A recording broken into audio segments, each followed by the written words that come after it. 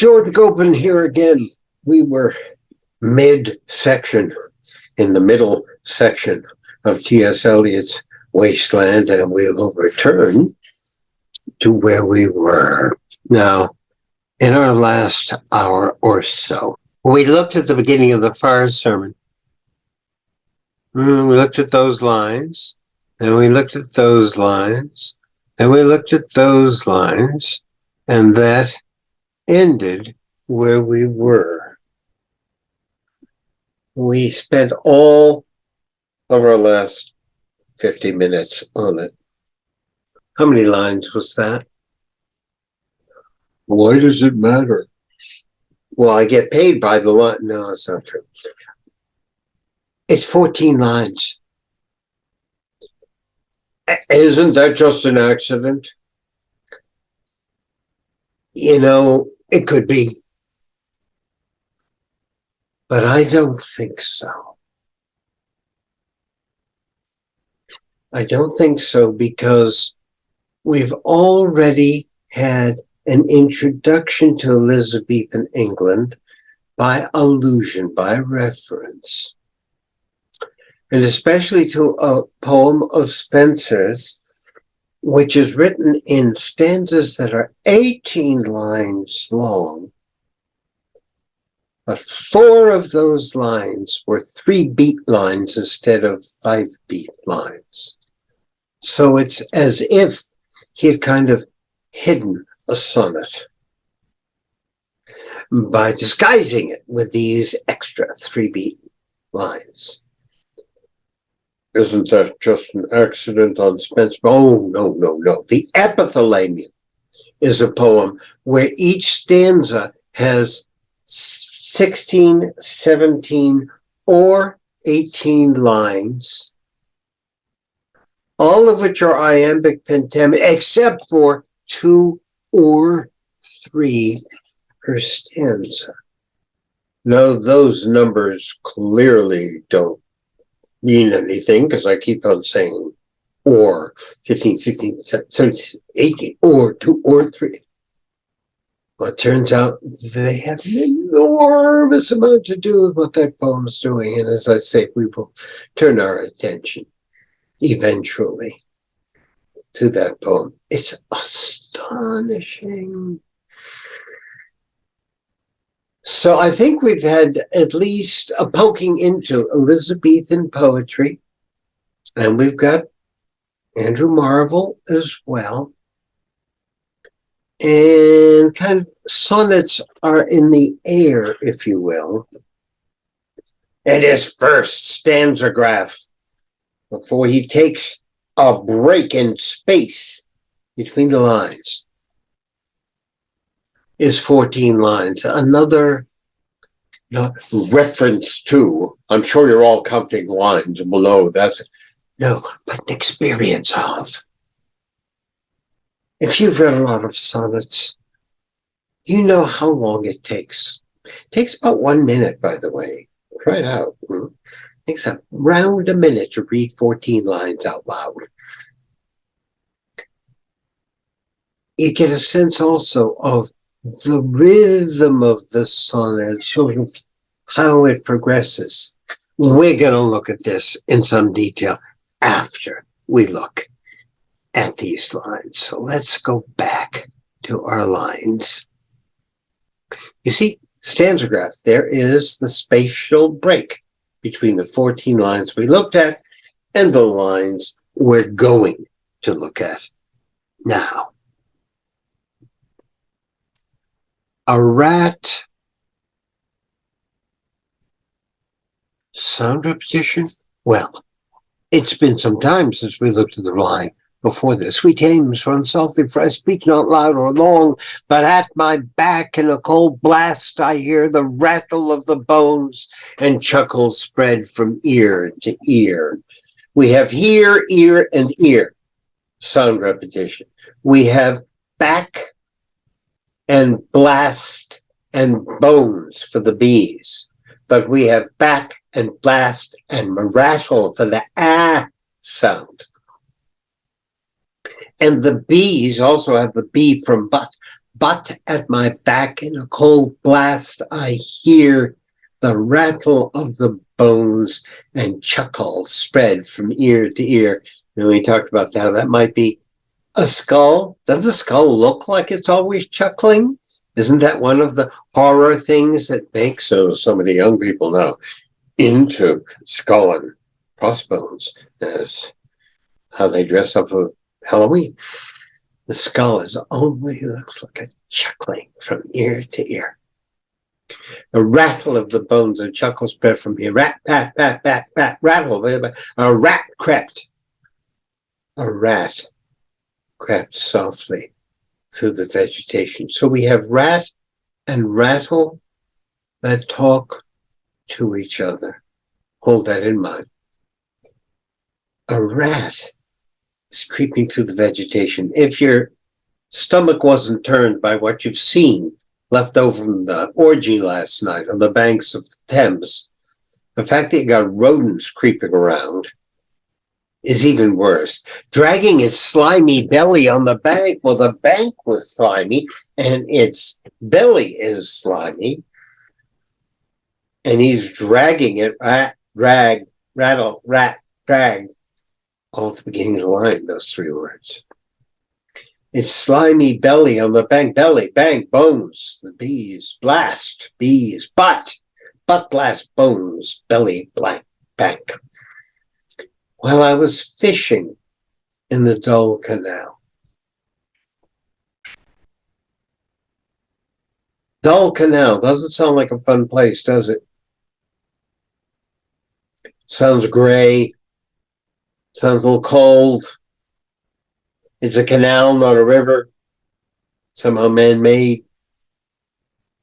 You're fishing. What are you hoping to catch? Well, all the disgusting details about what's in this river. Are you going to want to eat a fish if you can get it? But fishing, why? It's the only way to get food. If you're a fisherman, that's how you get your food. So fishing suggests hope. And of course, the fish is a Christian symbol. In the Dull Canal on a winter evening, it's all wintry. It's wasteland wintry. Around behind the gas house. It's not just any old building, it's a gas house. Gas emitting from it, perhaps. Again, it's kind of man-made factory, and it's a pollutant. This is not the beautiful, sweet, unspoiled Thames of Queen Elizabeth I's time. Musing upon the king my brother's wreck, and on the king my father's death before him. Who's this king? Who's this brother? Is this narrator, is this persona talking about his king and his uncle? His brother and his father. Do we have a drowned king and a drowned brother? Sure, if you knew that those are pearls that were his eyes, took us back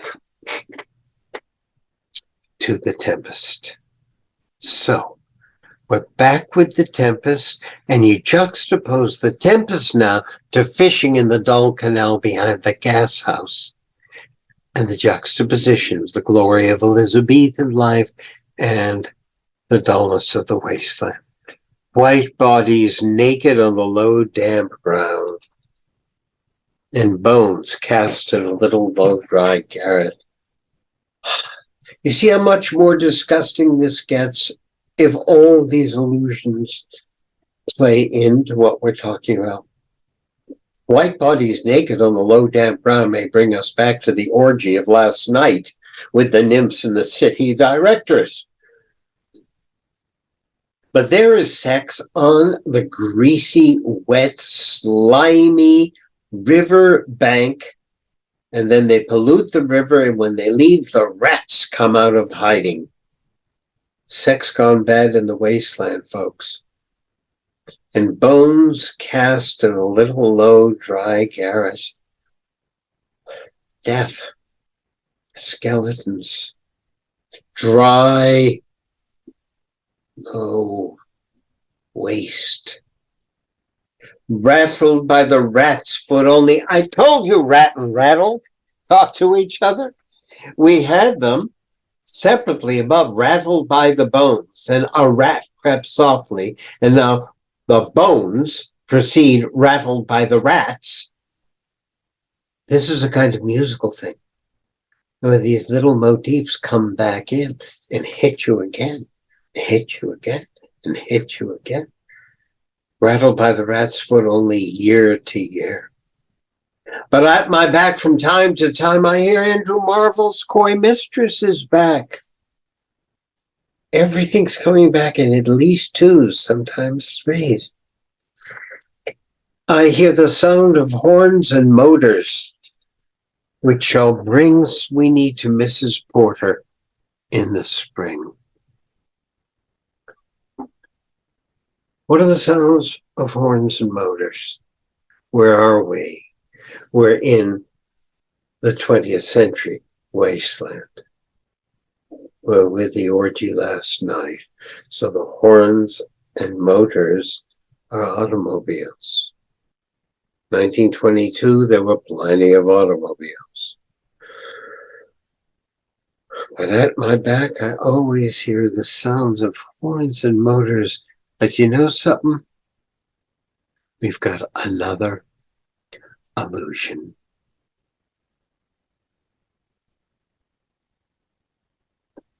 And Eliot tells us about this one. John Day was a minor Elizabethan playwright. He was kind of like a jobber, we think, that when the various dramatic establishments wanted to put on a play and it wasn't being finished fast enough, they'd bring in this extra writer who'd do a scene or two. He was a kind of a jobber. He sort of waited on the street corner for some director to come pick him up for a day's labor. He wrote a poem called The Parliament of the Bees sometime, between 1608 and 1614.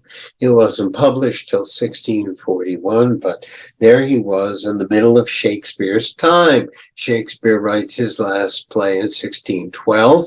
He dies in 1616. I won't go into what the Parliament of the Bees is all about. It's a bunch of bees having a parliament, and boy, they seem just like human beings with all their frailties.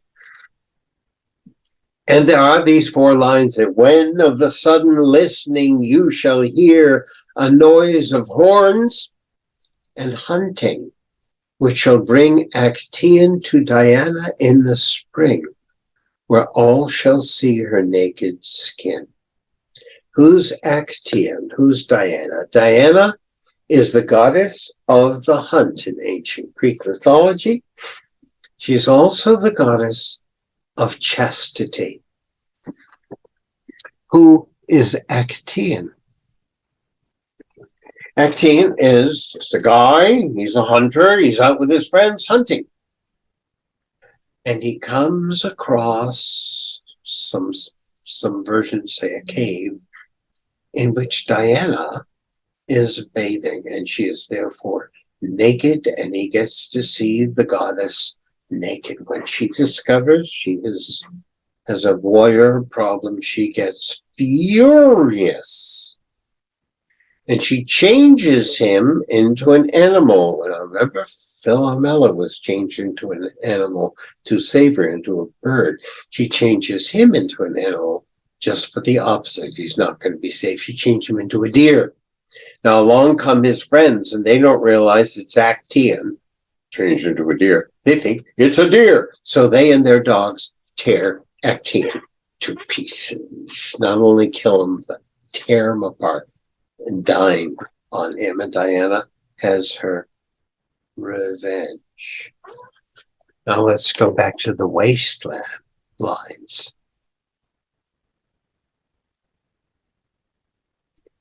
White bodies naked on the low damp ground. But at my back from time to time, I hear, Andrew Marvell, hurry up, please, it's time, the sounds of horns not and hunting, horns and motors, which take it from the 17th century and transport it to the 20th century because of the motors, which shall bring not Actaeon to Diana in the spring, but Sweeney to Mrs. Porter in the spring. Who they?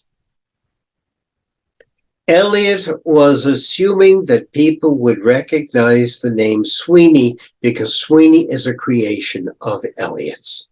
He is a character that shows up in poem after poem written before The Wasteland by Eliot.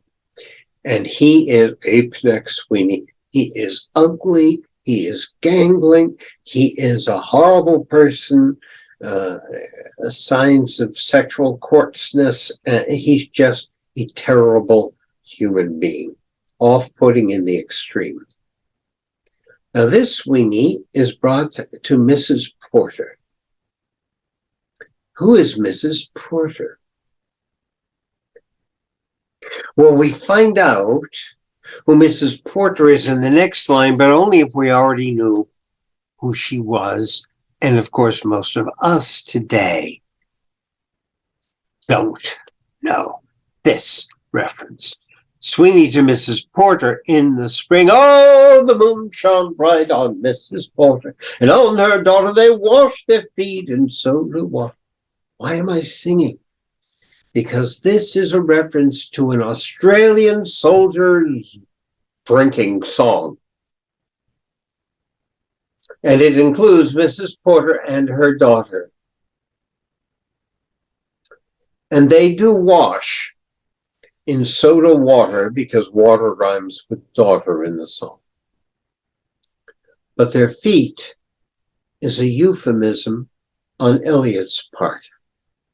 No, it was a part of the female body that couldn't easily be referred to in a poem like this. But if you knew the song, you knew the lowness of this picture that's being presented. So Sweeney to Mrs. Porter, but just to make it even more richly intertwined. John Day, who wrote The Parliament of the Bees and who was just quoted, the sounds of horns and hunting which will bring Actaeon to Diana in the spring, is rumored to have slain himself by hand a fellow playwright named Henry Porter. And he did it with a rapier. Porter, rapier, and her daughter wash their feet in soda water. Earlier in the manuscript, Eliot's manuscript, he included 4 lines that are so off-putting that connect to this euphemism that Ezra Pound just cut them out. Just cut them out. And I'm not going to read them to you because this is a family show. I suppose I could mention where you could find out all this for yourself, but I won't even do that. Here we have descended to a vulgarity of the lowest level. It's even connected to a vulgarity which is so much lower that it's disappeared from the poem. Thank goodness you would not want it in the poem. And they have this washing their feet in soda water. And all of a sudden, we get a line in French, and the stanza graph is over. Et aussi voix d'enfants chantant dans le coupon. What is that? It's Baudelaire. It's one of the French symbolists that Eliot loves so much. And what kind of a poem is it? I'm sorry, it's not. I thought I was wrong. Mistake. I won't even edit it up. It's Verlaine. Verlaine. Verlaine. Verlaine. Magnificent principlist poet. What kind of poem is it? Can you guess that this comes from? It's a sonnet. Think of that. So there's a reference to another sonnet. Are these references to sonnets building up enough so that perhaps we should start to believe that sonnets are being engaged, slowly engaged into the poem? Yeah, maybe the argument isn't strong enough yet. I think it will become so eventually. And what's the name of this sonnet by Verlaine? It is Parsifal. Oh dear. Parsifal, Sir Percival, the sexually pure, is back. And what did Sir Percival do on a regular basis to keep his body pure enough for him to be able to pursue the quest of the Holy Grail? He would, you've guessed it, wash his feet. So that feet is not merely a euphemism, it becomes a direct tie to the line in French, if you know where the line in French came from. If you don't, it's just another one of these moments where Eliot speaks in French and we don't know what he's doing, and thank goodness it's the end of something. We don't go further on with it. But if we do know that it's a sonnet and it's Parsifal, and Sir Percival washed his feet to keep himself pure, and then we back up to Mrs. Porter and her daughter washing their feet. And Mrs. Porter is involved with Sweeney. And that goes back to horns and motors and rats and slimy bellies and vegetation by the fishing in the dull canal behind the gas house. We start to get a little overwhelmed. On we go. What the heck is this? After the French, as if things break down. Now, you can see that these lines are shorter, right? I want to point out something I didn't mention when we were there. When we started off the fire sermon, this first stanza graph, you can see it here, the rattle of the bones and chuckle spread from ear to ear. Huge long line. Rattle of the bones and chuckle spread from ear to ear. 6 beats. Most of the lines in its first 14 lines are 6 beats. Every once in a while, there's a punctuation of a 3-beat line, but at my back and cold blasts I hear. That's 5. Sweet Thames from softly till I end my song is 4. I'm sorry, they're varied enough, but 6 beats. And from that, and there were several 6 beats before. The river bears no empty bottle, sandwich paper, 6. Silk handkerchief, cardboard boxes, cigarette ends, 6. Other testimony of summer nights, the nymph depart, 6, and lots of 6s.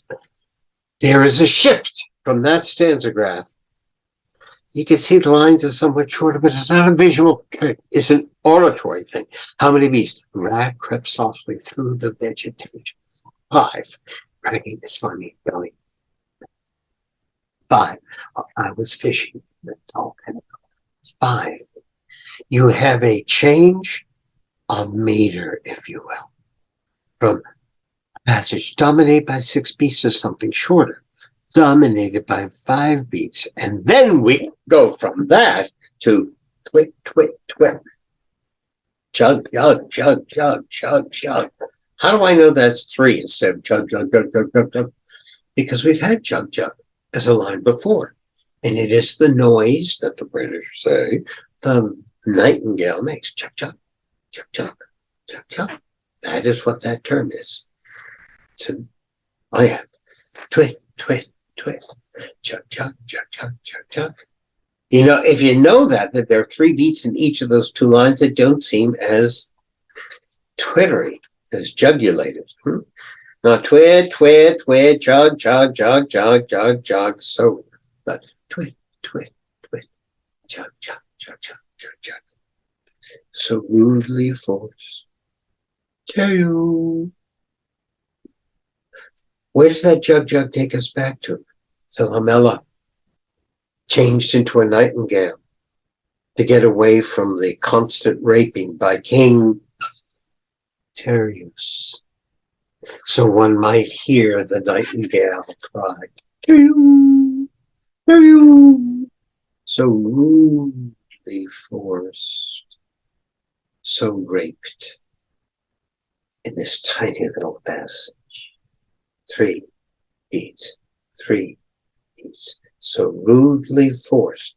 2 beats, Tereus, 1 beat. The rhythm disintegrates. We went from a 6-beat stanza graph to a mainly 5-beat stanza graph, but it started to change. But at my back from time to time I hear 5 beats, the sound of horns and motors, which shall bring 5 beats. Sweeney to Mrs. Porter in the spring, 5 beats. Oh, the moon shone bright on Mrs. Porter, 4, and on her daughter, 2. They washed their feet in soda water, 4. You can hear the rhythm breaking down. Et où ces voix d'enfants chantant dans le coupole. A whisper of memory of the 6th. In French, sounding so beautiful, even if you don't know what the words mean. Twit, twit, twit. Chug, chug, chug, chug. So rudely forced. Tell you. Conically, it dwindles down. And after that, Unreal City. Do you remember that? We had that in the first movement. That was Baudelaire. It was part of the Baudelaire bookends. Unreal City. Under the brown fog of a winter noon. If we go back, I'll go back for you, instead of putting it up on the screen. If we go back to Unreal City, it said, Unreal City under the brown fog of a winter dawn. A crowd flowed over London Bridge, so many I had not thought death had undone so many. This is no longer a winter dawn, this is under the brown fog of a winter noon. Same 2 lines with only the change from dawn to noon. Mr. Eugenides. Clearly a foreign name, perhaps Greek. The Smyrna merchants, Smyrna, part of Phoenicia. Oh, this is the Phoenician sailor. This is the tarot card fellow. Mr. Eugenides, the Smyrna merchant, a 20th century version of that tarot card fellow. Unshaven, oh, a little bit off-putting, maybe unwashed as well, with a pocket full of currants. Currants, those sticky kind of raisin-like fruits. And he's got a bunch of them in his pocket. Sticky, yucky, probably picks a piece of lint and dirt. Remember the word currents. We're going to encounter it later with another sailor. It'll be in movement 4. CIF London, that's a commercial term. Documents at sight, that's a commercial term. He makes his money as a Phoenician sailor, as a merchant. Asked me in demotic French. It doesn't matter who the me is, folks. It's just the me of the moment. Ask me in demotic French. Demotic, not really fine French. Not like Hélène that we just experienced. Not like Baudelaire, who's just been brought to our mind by Unreal City, if we recognize Baudelaire. But demotic French, broken French, low-class French. To luncheon at the Cannon Street Hotel,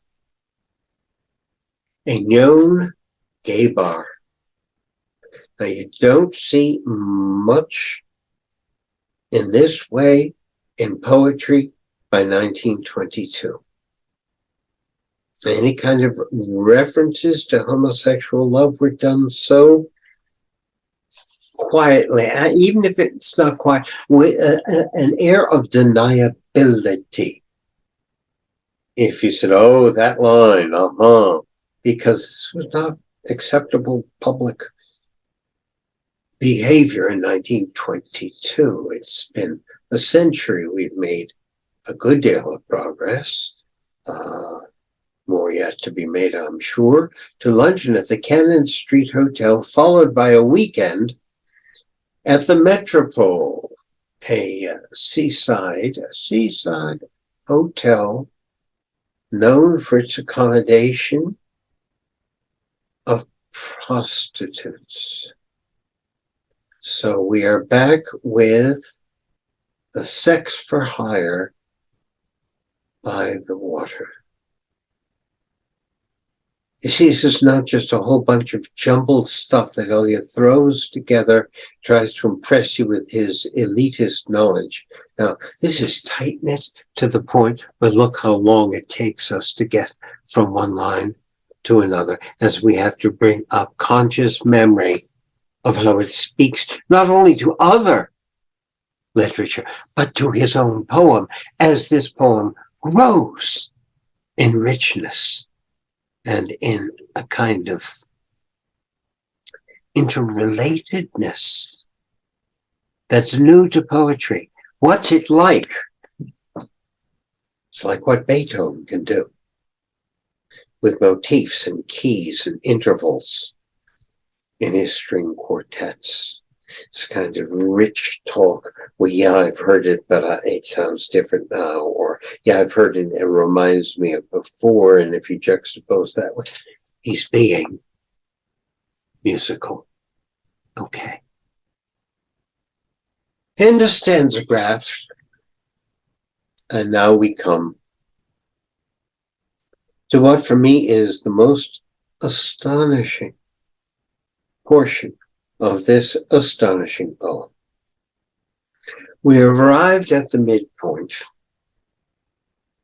There is a scene within this scene. We have a typist coming home at tea time. And she sets up dinner. And then she's joined by the young man carbuncular. And that moment is pretty much the midpoint of the whole poem. Does that matter? You know, I'm one who thinks it does.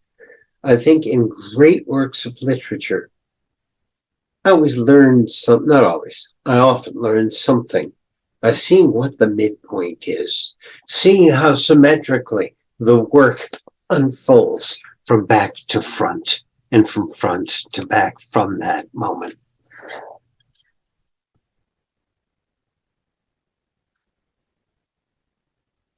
There is another moment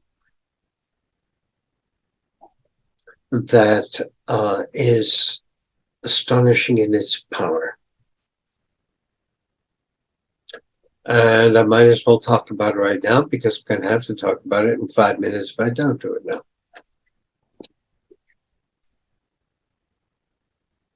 It has to do with the Fibonacci series.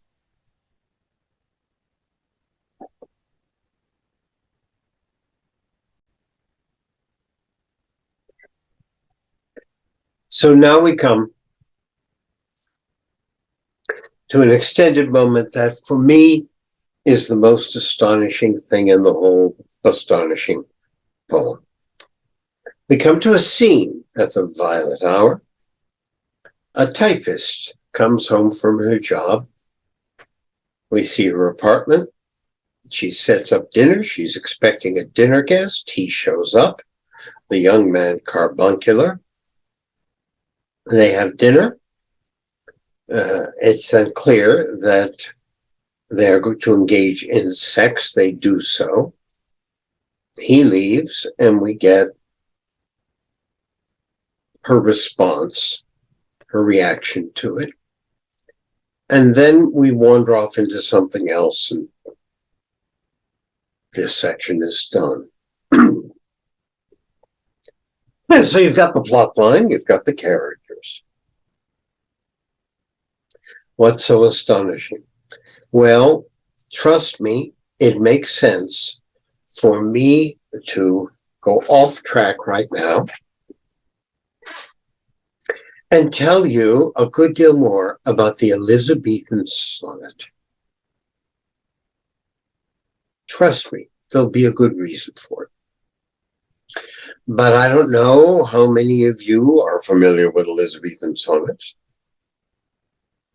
And they're different from what I was describing hidden in Spenser's poem because he used a different rhyme scheme. So we're going to go take one of Shakespeare's most famous, most loved sonnets, number 18. And I will be giving a course on Shakespeare's sonnets at some time in the future, assuming I'm alive and well and energetic and still in possession of my faculties. They are really quite something. At the moment, we're just going to look at the structure of the sonnet. It's division into 3 quatrains and a couplet that I talked about before, but especially with the rhyme scheme that Shakespeare always used. Now, a couplet is not just there are 4 lines, but the 4 lines make some kind of unit for Shakespeare.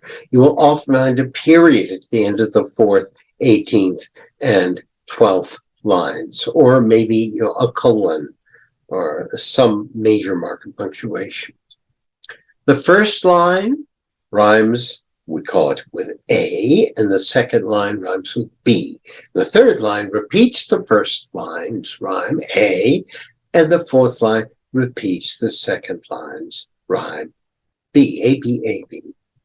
Then you get a different 2 rhymes for the middle quatrain, C, D, C, D, the rhyme scheme, and then a different rhyme scheme for the third quatrain, E, F, E, F, and then the last 2 lines are G, G. Just follow that structure as I read this poem. Get a sense of the line ending, the word ending the first line, giving a sense of I'm going to be a rhyme word, and then the second line, I'm going to be a rhyme word, and the third line, and here's the rhyme for that first line, and the fourth, here's the rhyme for that second one. Here we go. 4 separate units, 3 quatrains, and a couplet. Shall I compare thee to a summer's day? Thou art more lovely and more temperate. Rough winds do shake the darling buds of May, and summer's leaf hath all too short a date. Sometime too hot the eye of heaven shines, and often is his gold complexion dimmed, and every fair from fair sometimes declines, by chance or nature's changing course untrimmed. But thy eternal summer shall not fade, nor lose possession of that fair thou owest. Nor shall death brag thou wanderest in his shade, when in eternal lines to time thou growst.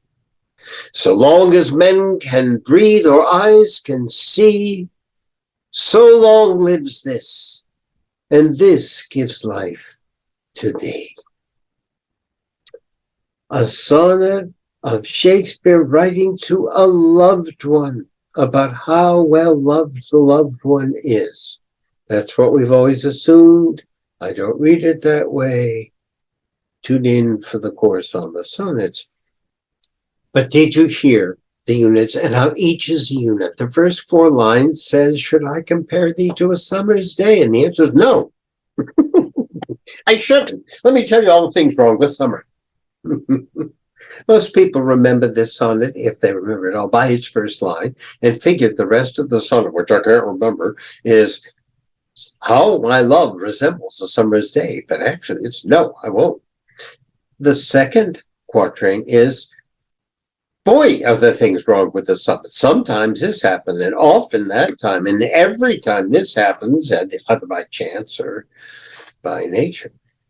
And then the third quatrain, totally different subject. But you are not going to die away like the summer. No, you are going to live forever because I am immortalizing you in these lines. So suddenly the praise stops being of the loved one and starts being self-praise of the poet. I'm writing such a good poem, everybody's going to remember it forever, and therefore you will live forever. And then we get the punchline of the rhymed couplet. So long as men can breathe or eyes can see, so long lives this. And this gives life to thee. Thee is like an afterthought. This, the poem, is great. Now, we always tend to remember the sonnet's couplets at the end with more force than the rest of the poem. For one thing, they often sum up the rest of the poem. And for another is the fact that that rhyme comes boom, boom, instead of every other line. A, B, C, D, E, F, G, G. It's like it's a surprise every time you read an Elizabethan sonnet. It's important that you understand what I just said about the sonnet as we look at the typist home at tea time. Let's bring her up.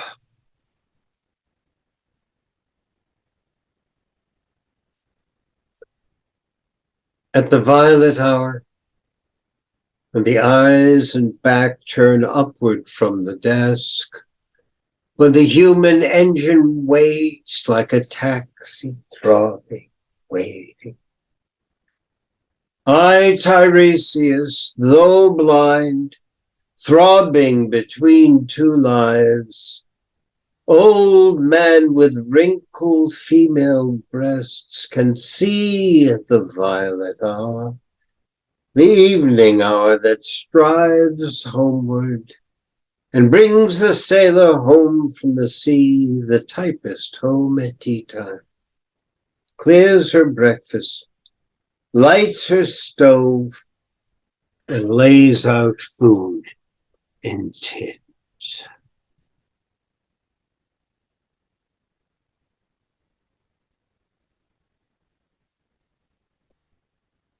At the violet hour. Why violet? Well, end of the day, sun going down, cloud with a few red strokes from the sun might turn the grayness into a little bit of purple. But what does the ear perhaps hear in the word violet? Violate, violent, at the violent hour. This is going to be a violating hour. This scene we're about to see of sex gone bad in the wasteland. at the violet hour when the eyes and back turn upward from the desk. Isn't that a nice description of the end of the workday if you're a typist?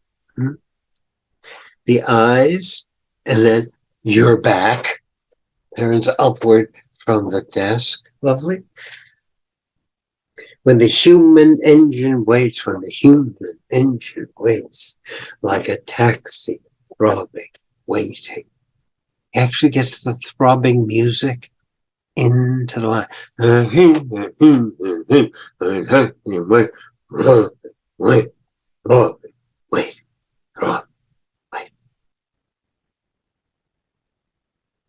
Does he really paint like that? He does. He doesn't do it a whole lot, but he does it in places, and when he does it, it sinks. Twit, twit, twit, chop, chop, chop, chop. So beautiful. That's what comes before this scene. I, Tiresias. Oh, we didn't know that these lines were spoken by Tiresias, but now we do. I, Tiresias. Tiresias, Eliot's notes tell us. Greek seer from Greek mythology had a problem with a goddess early on, was changed from a man into a woman.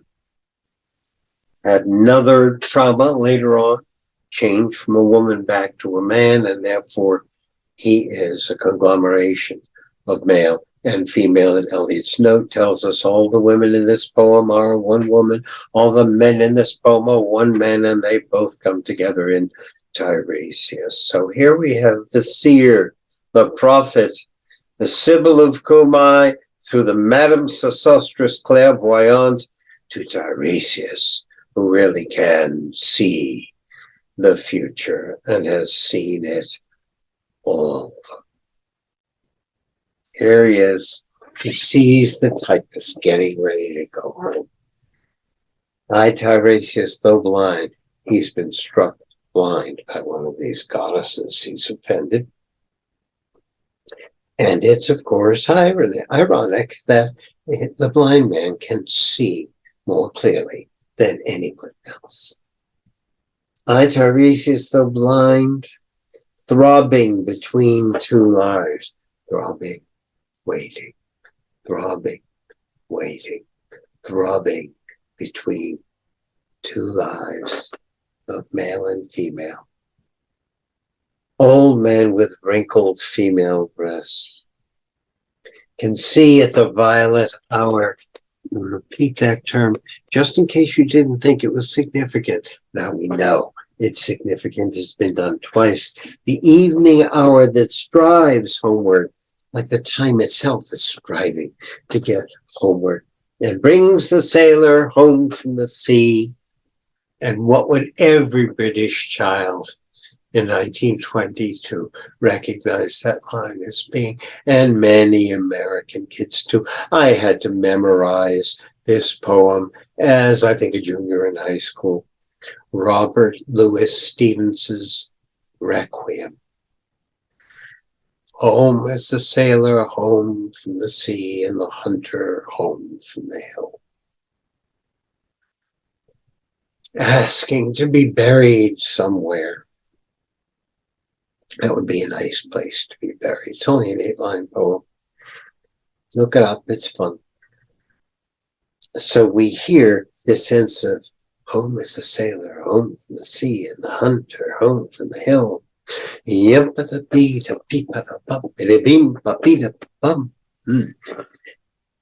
Homeward, and brings the sailor home from the sea. The home from the sea.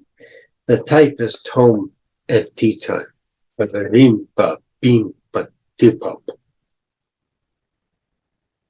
song disintegrates. The rhythm disintegrates. If you know the poem and you've memorized it in part by its music.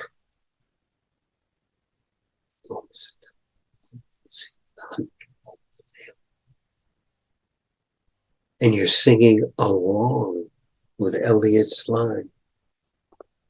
Brings the sailor home from the sea, and the typist, hum-pa-ta-bum, and the typist home at tea time.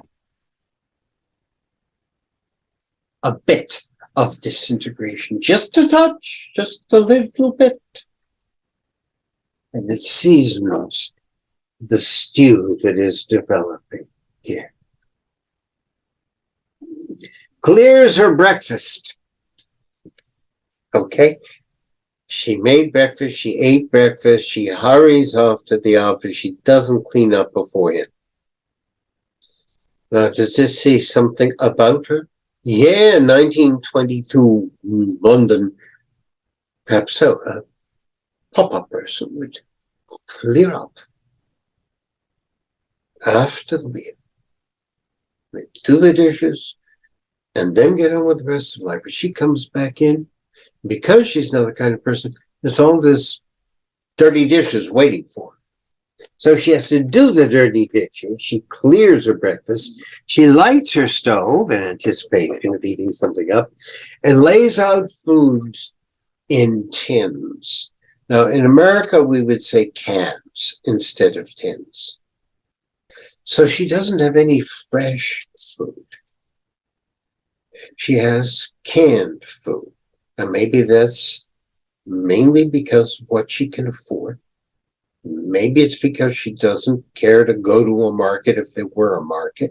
1922, maybe they didn't have very much in markets yet, recovering from World War I.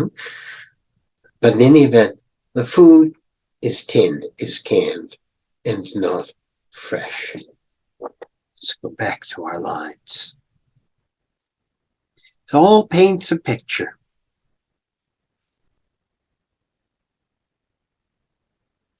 Out of the window, let me try that again.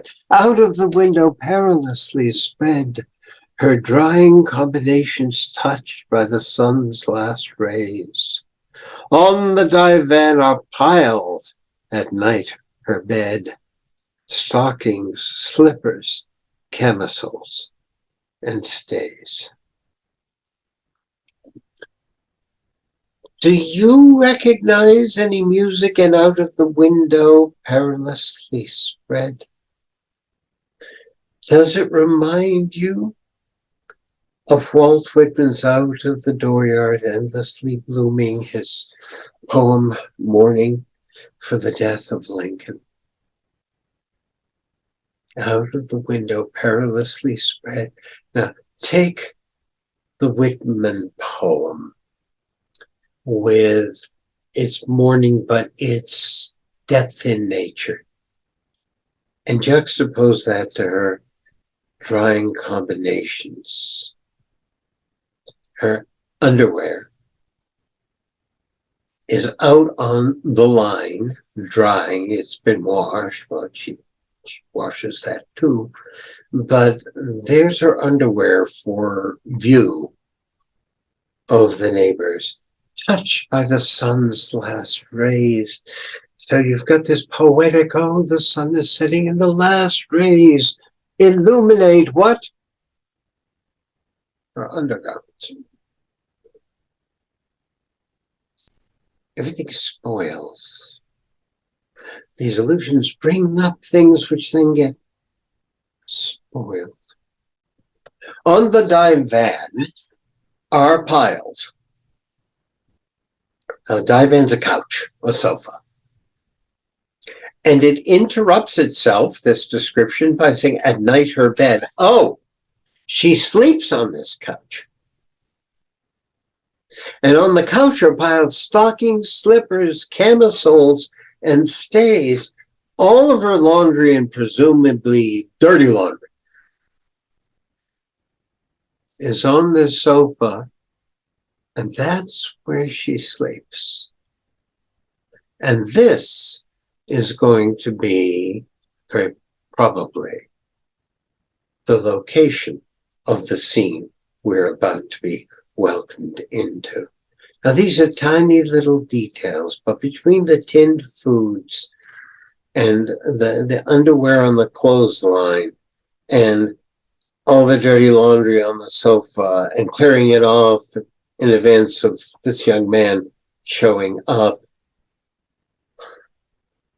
Sex in the Wasteland is presented as low grade and soiled. On we go. I, Tiresias, old man with wrinkled dugs, perceived the scene and foretold the rest. Well, of course, he knows everything. I, too, awaited the expected guest. So there he is, invisible in the room somewhere. And there she is. She's got everything set up. She's got the stove going. She's got the food set out in tins to heat up. She's got the sexual locale cleaned off of the dirty laundry so they'll have some place to light. He, the young man carbuncular, arrives. Has one adjective ever destroyed a character as efficiently as this?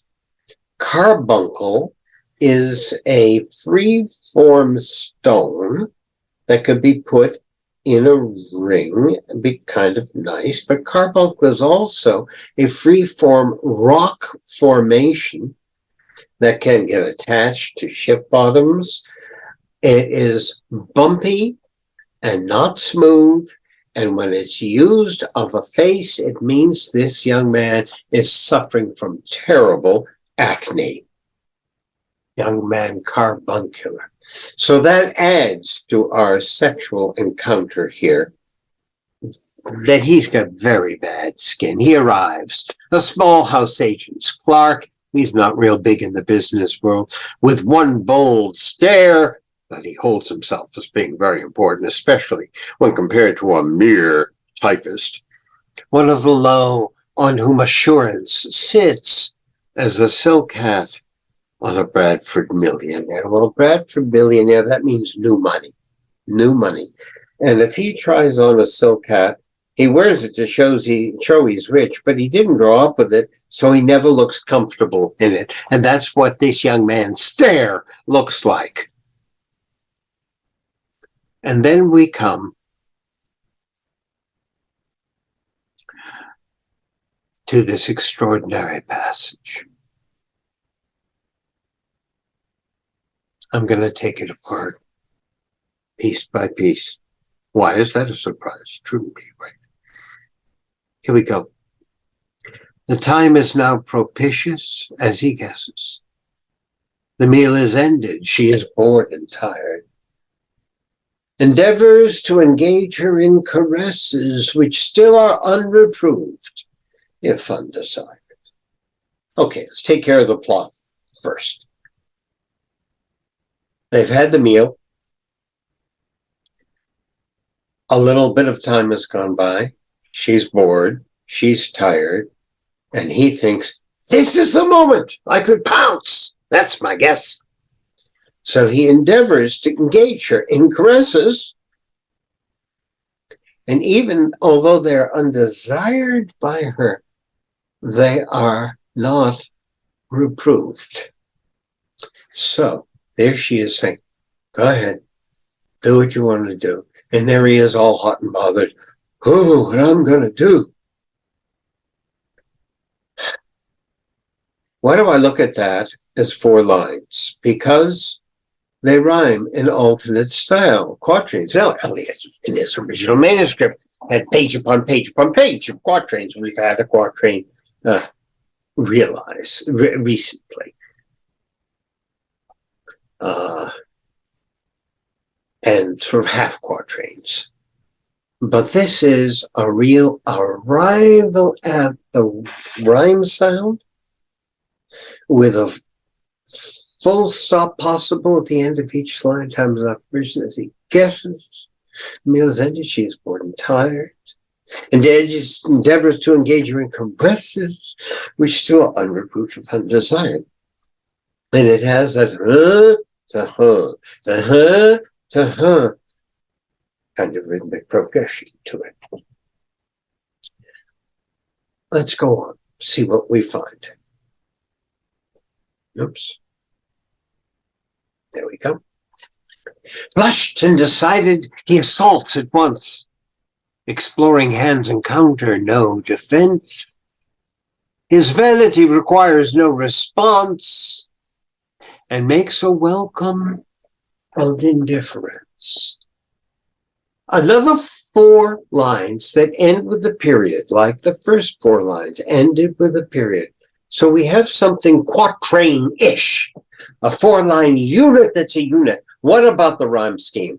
Once, defense, response, and difference. It's a sonnet rhyme scheme. The plot, straightforward enough, flushed and decided, okay, this is it. I can go in for the kill here. He assaults at once the violent hour.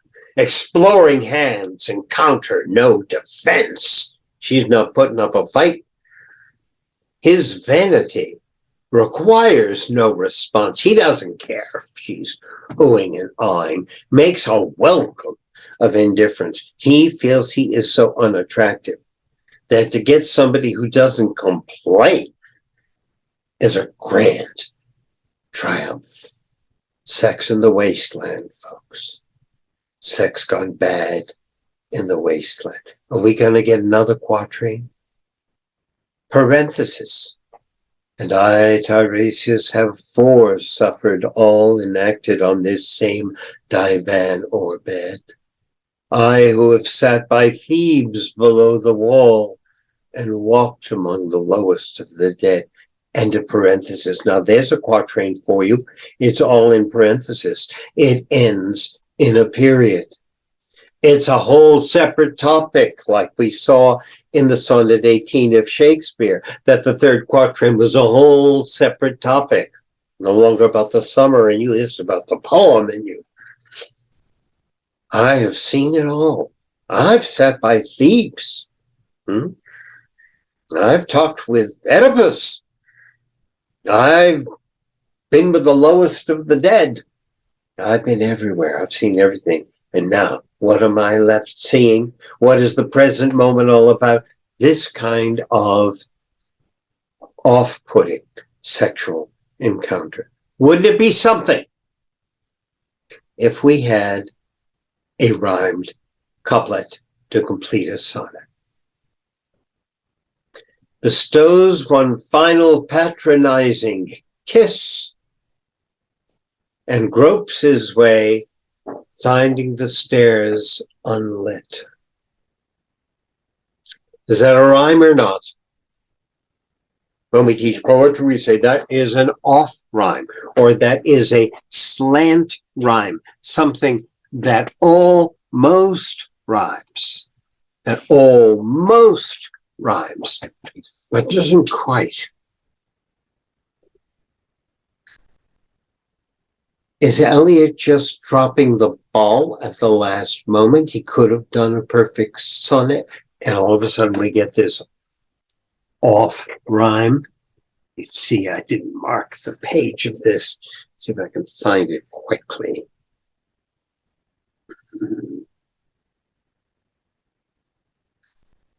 I think maybe I can't. I'll give up in a moment if I can't. I think in the world of the video, I could find it and come back to you. Yeah, I'm going to do that. I'll be back.